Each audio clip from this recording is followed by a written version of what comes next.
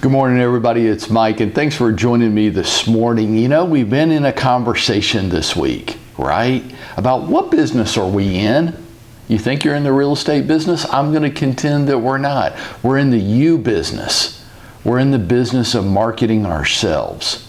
Real estate just happens to be the product that we're selling. It could be anything, cars, insurance, pharmaceuticals. It could be a lot of different products. You would still be in the business of you. And for most of us, almost all of us, when we were going through pre-license, can you remember back that far? You were going through pre-license and you were excited about a new career and you were preparing to take the test, and nobody told you this.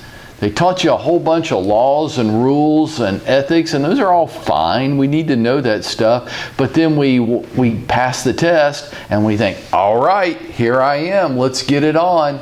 And nobody ever said, hey, you're not really in the real estate business. You're in the you business. You're in the business of marketing and promoting yourself. And they never taught us anything about that. So we kind of enter the real estate world, and we don't really know how to market ourselves. So this week in this conversation, we're talking about 10 different ways that you can use 10 different methods of marketing yourself. And we've already covered the use of the phone and using that to make contact, to market myself to people like for sale by owners, to expired listings. I can use it in just sold, just listed campaigns within designated communities. I can use it to stay in touch with my past clients and my sphere of influence. So I'm the top of mind, credible expert with those people. That's what I'm going for with my whole entire target audience. The top of mind, credible expert. We talked about using the U.S. mail. We talked about that's a passive form of marketing, but can be effective, and we can use that through the use of newsletters, handwritten notes, just listed, just sold postcards. Those are some examples of using the U.S. mail. And then yesterday we talked about the use of video in our business and how incredibly important it is today for the modern agent.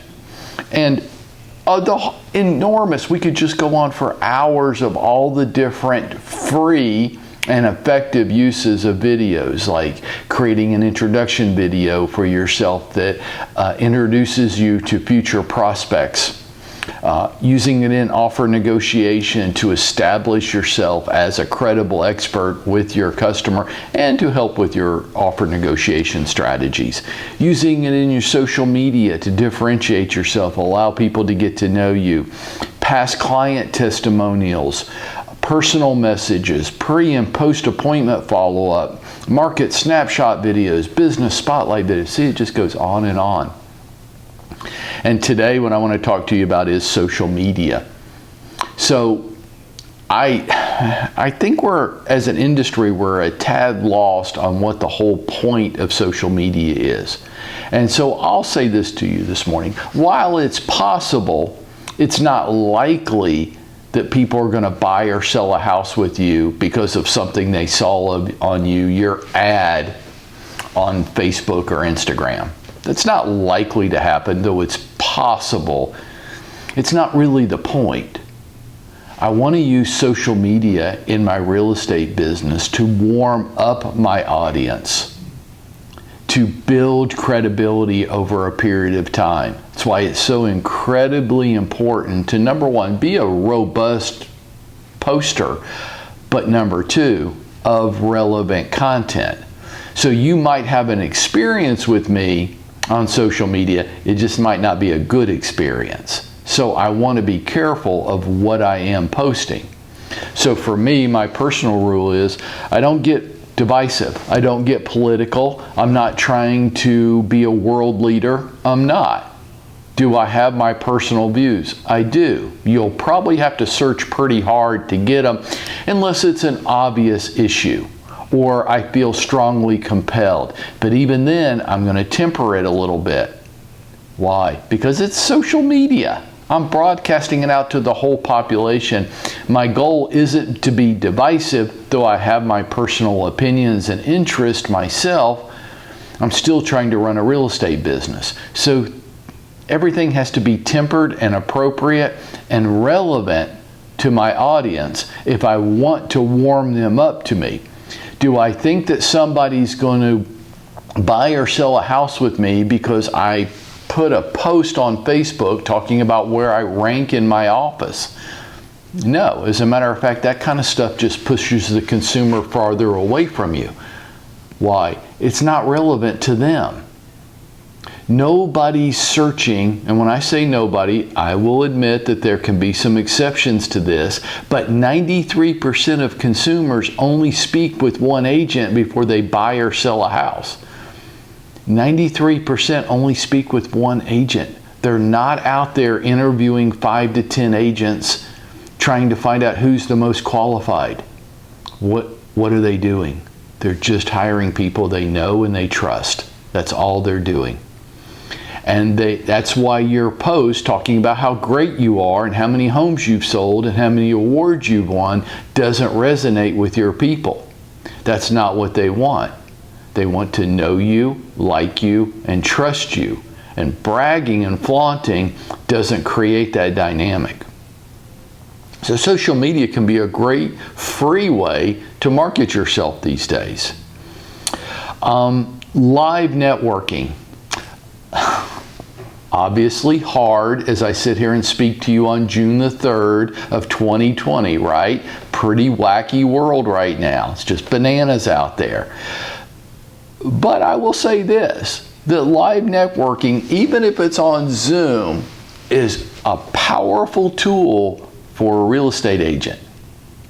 Why? It allows people to get to know you. Why is that so important? Because they're only hiring people they know and they trust. That's all the average consumer is doing. If I don't know you and if I don't trust you, I don't care how many awards you've won. I don't care where you rank in your office. I don't care about that last closing you had where people are standing in front of a picture frame. I don't care. Why? I don't know you. It's irrelevant to me. I'm only hiring people I know. Live networking allows people to get to know you. But if you think that going to one networking event is going to create a memorable impression on people, you're crazy. What creates the memorable impression is, yes, I met you and I interacted with you, and then I put you on a robust follow-up campaign. So now I am using phone and mail and video and social media to stay connected to you. Not because you met me one time at a thing. That's going nowhere. You'll just end up with a drawer full of business cards. Then nothing ever really happened. It's what you do from that point on that will make all the difference. Why? People are only doing business with people they know and they trust. They don't know you and trust you because they gave you a business card at a cocktail party. You'll have to nurture that relationship. I'm going to stop there this morning. I have a whole bunch of other things, but those points I have found to be so significant in my career that I don't want to dilute them by adding additional points this morning. If you miss that, if you miss the point of social media today, then it will be an ineffective waste of time tool. For some of you, it's just a place for you to spout your opinions on how the world ought to spin. Okay, great, I guess. I don't know that you're using it in a strategic way. And live networking, boy, those two things are just so important. And it is how you market yourself in today's world. Now, the challenge, go out there and make it happen for yourself today.